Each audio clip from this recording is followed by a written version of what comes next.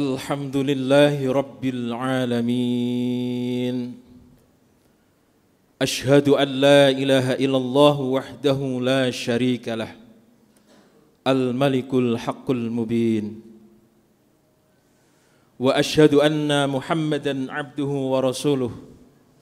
Al-Mab'utsu rahmatan lil alamin. Allahumma salli wa sallim ala sayyidina Muhammadin wa ala alihi wa sahbihi ajma'in. Amma ba'd. Faya ibadallah, usikum wa iyaya bitaqwallah, faqad fazal muttaqun. Qala ta'ala fil Qur'anil Karim, ya ayyuhalladzina amanu ittaqullaha haqqa tuqatih wa la tamutunna illa wa antum muslimun. Shadaqallahul azim. Hadirin jamaah salat Jum'ah Masjid Al-Hidayah yang saya muliakan, dalam 10 menit ke depan saya akan menyampaikan khutbah dengan judul berubah itu berisiko, tetapi lebih berisiko jika tidak berubah. Judul ini saya pilih sebab sebagian besar di antara kita masih merasa nyaman dan merasa aman serta merasa cukup dengan keadaan seperti saat ini, baik dalam urusan agama maupun urusan dunia. Materi khutbah ini saya ambil dari 2 buku. Yang pertama adalah buku Sirah Nabawiyah karya Profesor Dr.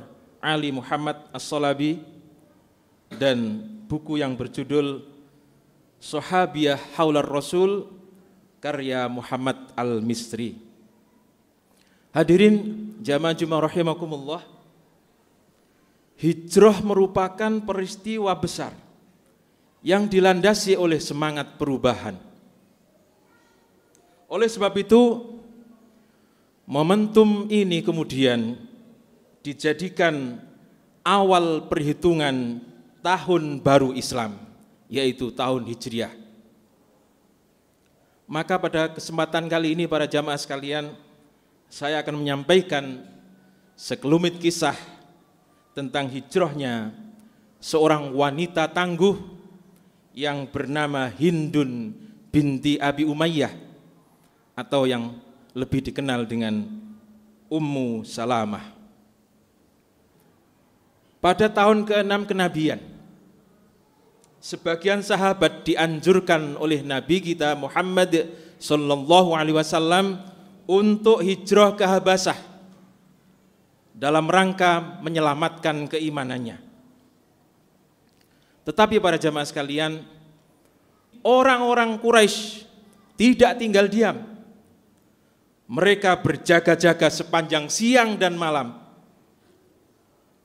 Maka umat muslim yang mau hijrah harus pandai-pandai mencari waktu yang kira-kira mereka lengah.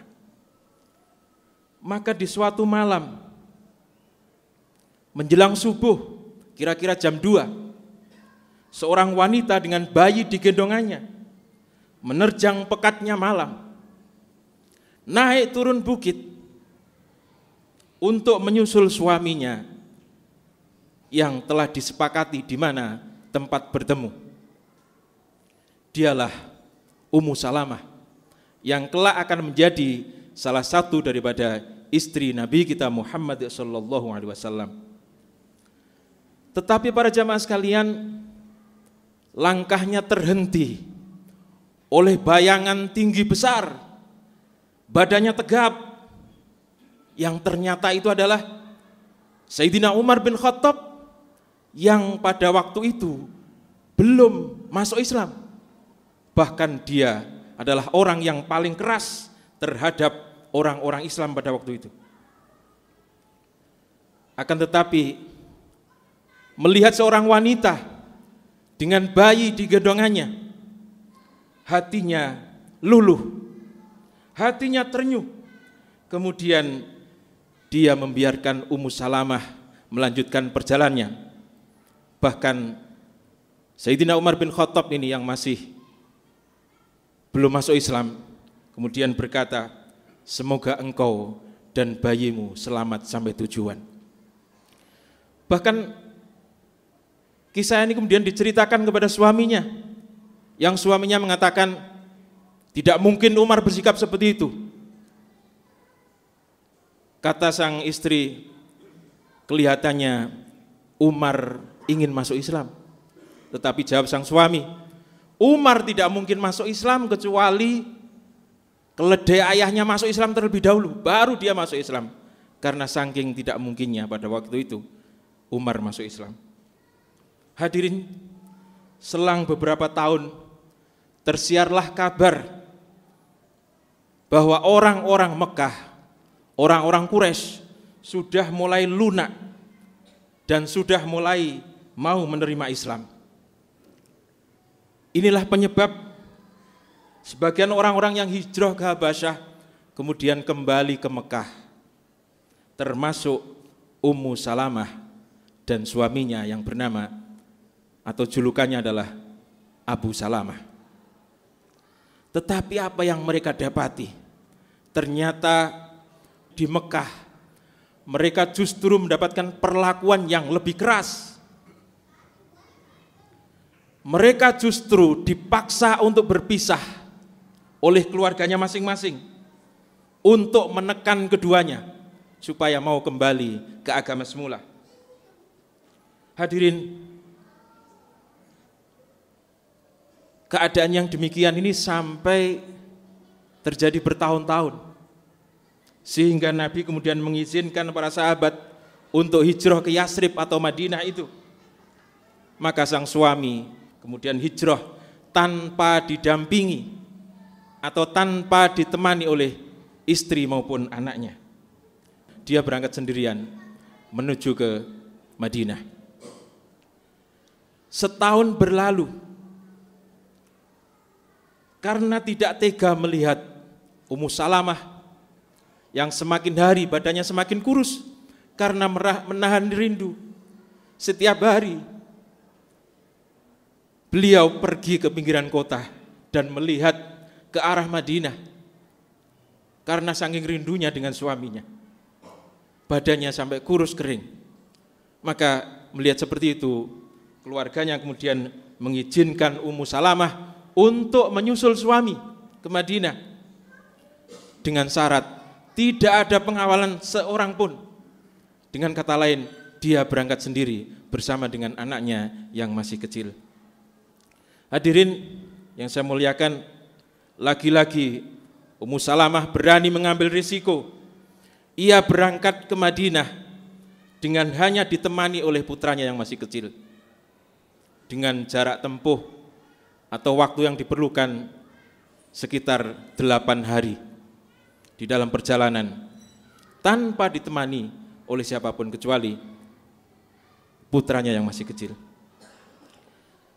Sesampainya di luar kota,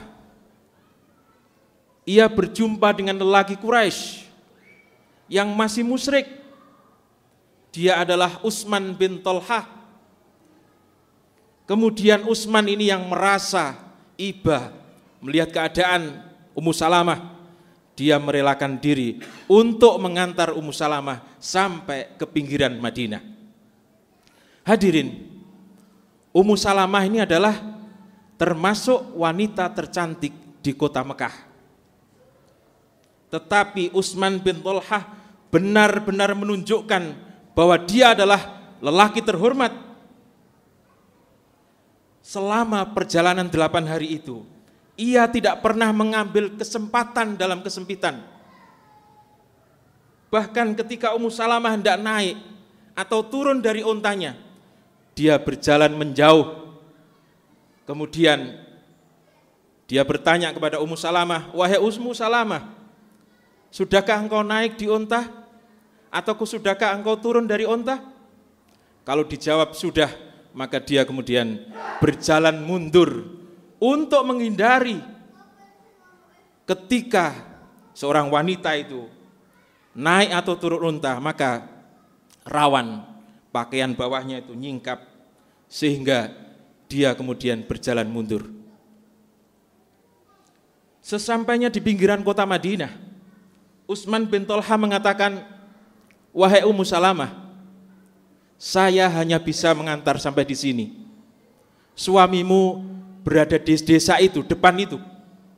Suamimu berada di kampung yang namanya Kubah, yang sudah terlihat di depan itu. Untuk itu, saya akan kembali ke kota Mekah." Maka kemudian ia kembali ke Mekah. Hadirin, melihat kebaikan Utsman bin Thalhah, Ummu Salamah ini kemudian berdoa untuk Utsman bin Thalhah, semoga dia mendapatkan hidayah dan masuk Islam. Kemudian doa itu dia kabulkan oleh Allah 7 tahun setelah peristiwa itu. Hadirin, dari kisah di atas dapat kita ambil 3 pelajaran.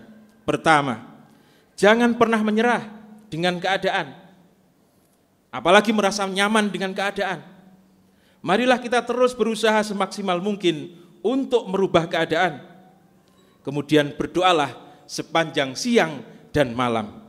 Setelah itu, pasrahkanlah semua kepada Allah Subhanahu wa taala. Allah Subhanahu wa taala berfirman dalam surat Ar-Ra'd ayat 11, "Innallaha la yughayyiru ma biqaumin hatta yughayyiru ma bi anfusihim."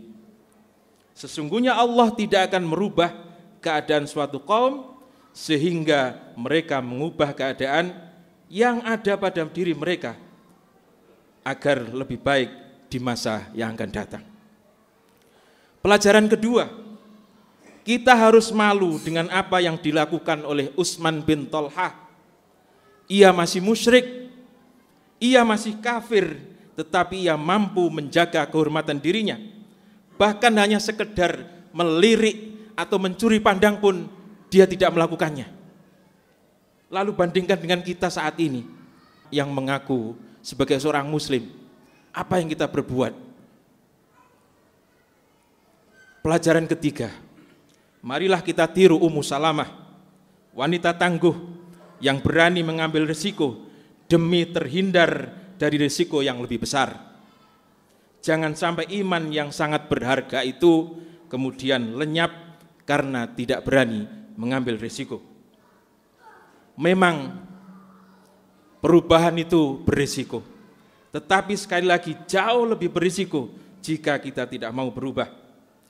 Bahkan seorang muslim itu dituntut untuk selalu melakukan perubahan menuju keadaan yang lebih baik, seperti yang disampaikan oleh Rasulullah sallallahu alaihi wasallam, "Man kana yaumuhu khairan min amsihi fa huwa rabih, wa man kana yaumu mithla amsihi fa huwa maghbun, wa man kana yaumu syarran min amsihi fa huwa mal'un." Barang siapa yang hari ini lebih baik daripada kemarin, maka dia termasuk orang yang beruntung. Barang siapa yang hari ini sama dengan kemarin, dia termasuk orang yang rugi. Dan barang siapa hari ini lebih jelek daripada kemarin, maka dia termasuk orang yang celaka. Bahkan sama dengan kemarin pun itu masih rugi, apalagi lebih jelek daripada kemarin. Hadirin, saya tekankan kembali, tahun baru Hijriah adalah semangat perubahan. Siapa yang tidak mau berubah, maka dia akan digilas oleh zaman. Kita tentu pernah menjumpai perusahaan-perusahaan yang dulunya menguasai penjualan, menguasai pemasaran, tetapi sekarang hanya tinggal nama. Untuk itu, marilah kita selalu perbaiki kualitas kita, baik urusan dunia maupun urusan akhirat. Semoga khutbah ini bermanfaat. Amin ya rabbal alamin. Aqulu qouli hadza wa astaghfirullah li wa lakum innahu huwal ghafurur rahim.